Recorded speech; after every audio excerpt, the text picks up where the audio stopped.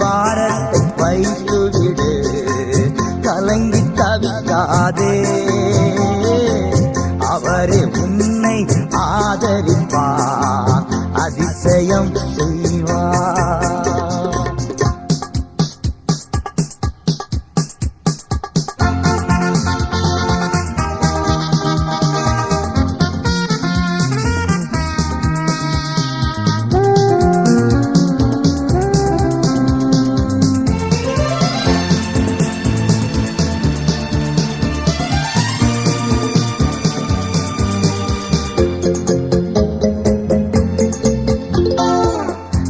நம் சார்பில் இருக்கும் போது நமக்கு எதிராய் நிற்பவர்